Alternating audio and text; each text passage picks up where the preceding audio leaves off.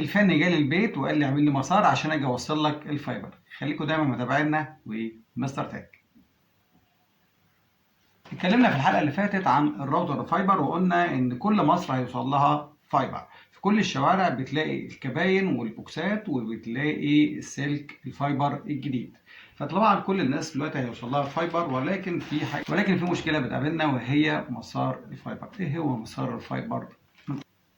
اتكلمنا في الحلقة اللي فاتت عن كابلات الفايبر وقلنا ان من ضمن عيوبها ان هي شعيرات رقيقة جدا من الزجاج، اثناء ثانيها لو حضرتك تنتها بتتكسر معاك. فعشان تحافظ على الكابل لازم من مسار الفايبر. هتلاقي الفني حتى جالك قالك انا عايز اوصل لك السلك فاعمل لي مسار فايبر في البيت بحيث ان انا اجي اوصل لك بعد يومين او ثلاثة. طيب ايه هو مسار الفايبر وازاي نعمله؟ مسار الفايبر يا جماعة هو زي الخراطيم بتاعة سلك النحاس اللي موجودة عندك في البيت.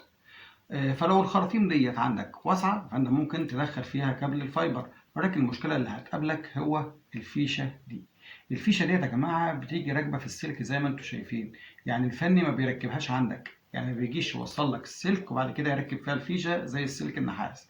لا، انت هتلاقيه جالك ووصل لك الكابل بالفيشة بتاعته زي ما هو كده. فلازم الخرطوم اللي يمشي فيه السلك يكون واسع بحيث ان الفيشة ديت تخش فيه. فلو حضرتك شايف ان الخراطيم اللي في الحيطة عندك واسعة فمفيش مشكلة، ولكن هيقابلك حاجة تانية وحضرتك بتدكك السلك، ممكن يتخبط خبطة جامدة أو يتشد شدة جامدة فيتقطم، ممكن يتنى وهو بيركبهولك ما نعرفش الخراطيم اللي موجودة في الحيطة شكلها ايه. عشان كده لازم تعمل مسار الفايبر.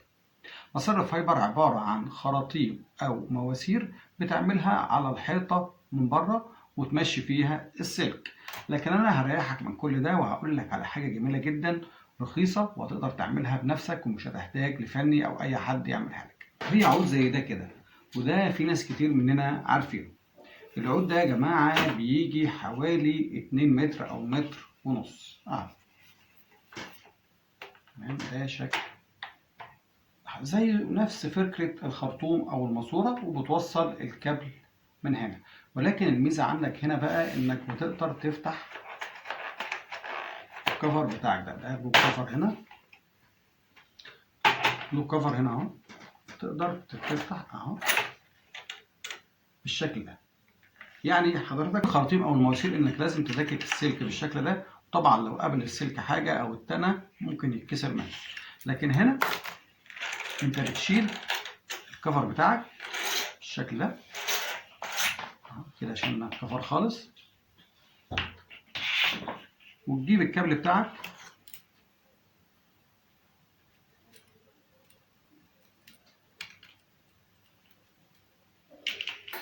وتدخله في المجرى بالشكل ده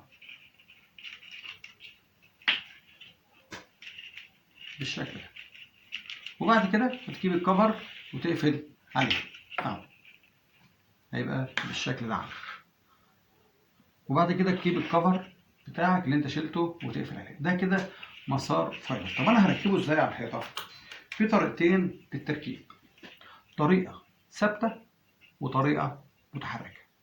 يعني ايه الكلام ده؟ يعني في ويفضل ثابت ما تحركوش من مكانه، وفي طريقه تانية انك تركبه وتحركه زي ما انت عايز، يعني في اي وقت تشيله وتركبه براحتك. طيب اعمل حاجه زي دي ازاي؟ تعالى كده نبص في العود بتاعنا ده اهو. المسار بتاعنا ده هتلاقي فيه فتحتين، فتحه ثابته وفتحه متحركه. دي كده الفتحه.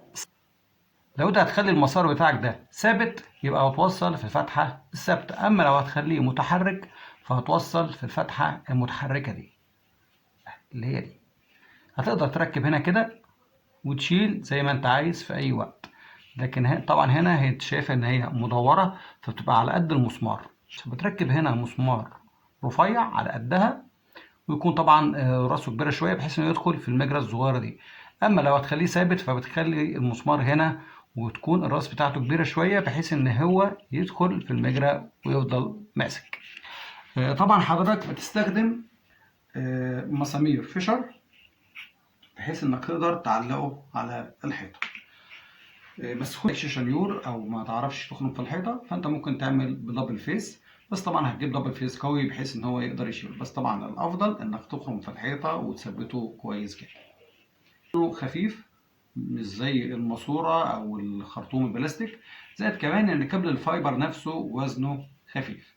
فطبعا حضرتك قبل ما هتوصل فايبر، سواء بقى الفني قال لك او لا، انت لازم تحافظ على كابل الفايبر بتاعك في البيت، لان اي تاني او كسر في الكابل خلاص مفيش اشاره. حضرتك لو تاني الكابل ضعف الاشاره، كسر الكابل، فقدان الاشاره، غرامه الكابل كامل، وممكن يكون من عندك لحد البوكسه، زي ما قلنا قبل كده ان تكلفته عاليه جدا جدا. خليكم دايما متابعينا ونسترتك. وبكده نكون وصلنا لنهايه حلقتنا. طبعا لو عجب حضرتك الحلقه ما تنساش تضغط لايك، ولو لسه ما اشتركتش في الصفحه اشترك وفعل زر الجرس عشان يوصلك كل ما هو جديد من قناه مستر تك. واي سؤال او استفسار سيبوها لي في التعليقات اسفل الفيديو، وبحاول ارد عليكم في اقرب وقت ممكن. متنسوش الاعجاب بصفحتنا على الفيسبوك والتيك توك، محمد بوسه، مستر تكنولوجي ومستر تك. وشكرا على حسن متابعتكم.